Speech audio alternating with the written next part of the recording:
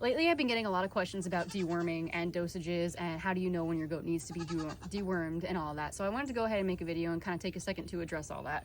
I also did make some charts because, you know, I love some good charts. And I'll include those at the end if you want to screenshot them.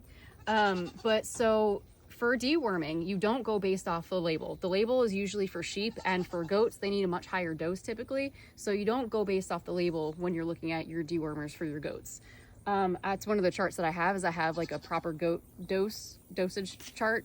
Hi Sandy. The other thing is dual deworming. When you're dealing with something specifically like barber pole worms, which have, you know, historically a super high resistance to dewormers, your best bet in eradicating them is going to be using a dual dewormer. Now it's going to be something from two different classes, something like a combination of sidectin, which is a clear dewormer, and valbazen, which is a white one. Or if you don't have valbazen, you can use safeguard or a panicker or something like that.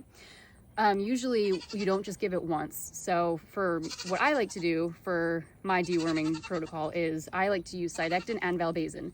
I do sidectin on day 1 and valbazen on day 1, 2, and 3. Then on day 10, you repeat the sidectin. So that's usually what I do and how I deal with barber pole worms. Again, if you don't have valbazen, you can replace that with either panicker or safeguard. The same thing, give that for 3 days, the first 3 days with the sidectin. If you can rerun a fecal, that would be the best if you can determine, you know, if what you're doing is actually working. I know a lot of people use ivermectin. Ivermectin has kind of been phased out as far as what dewormers are working well. Barber pole worms seem to have developed a really high resistance to ivermectin. So if you are using ivermectin, make sure you're using it as a dual dewormer and not just by itself. Another question I've been getting a lot of is bottle jaw. Yes, it is common for bottle jaw to develop after you deworm. That means that there's been a really high parasite load, and you're definitely going to want to do anemia treatment after you deworm.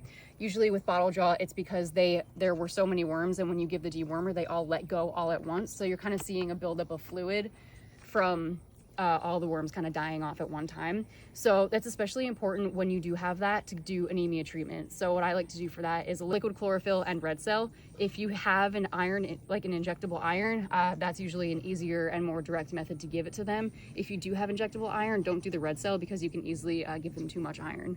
I do have a video about iron injections, so if you want to check that out, that's in my goat education playlist.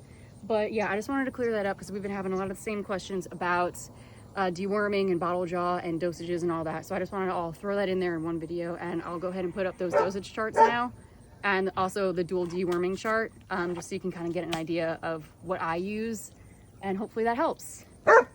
Thanks, Max.